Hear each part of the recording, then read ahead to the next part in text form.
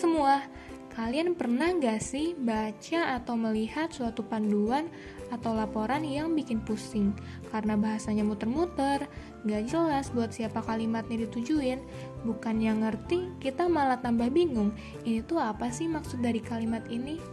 Nah, itu tuh tandanya penulis yang buat panduan itu kurang memperhatikan apa itu technical writing dalam penulisan panduannya. Jadi, kali ini kita akan membahas apa aja sih karakteristik dari technical writing yang perlu diperhatikan. Contohnya dalam pembuatan SOP atau standar operasional prosedur. Karakteristik yang pertama yaitu identifikasi audiens dan kebutuhannya. Jadi, penulis harus bisa mengidentifikasi siapa audiens mereka sebelum menulis SOP. Hal ini tuh penting dilakukan karena hal ini akan menentukan nada, gaya, dan bahasa yang akan digunakan.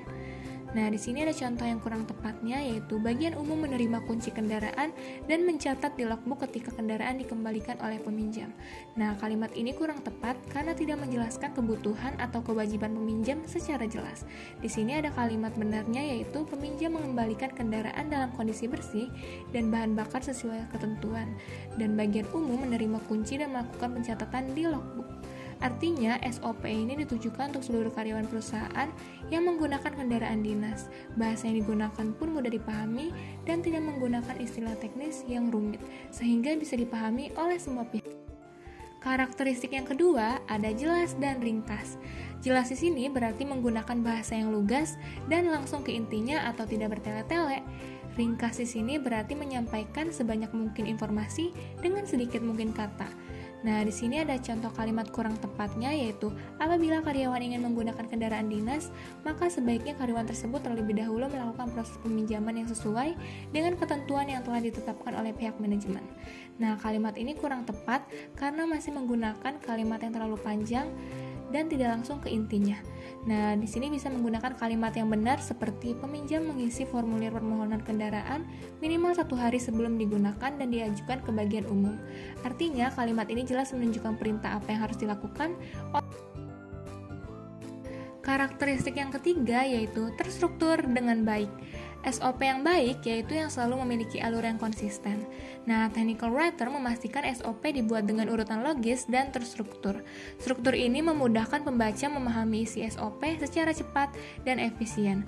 Nah, di sini terdapat contoh SOP yang lengkap dan terstruktur.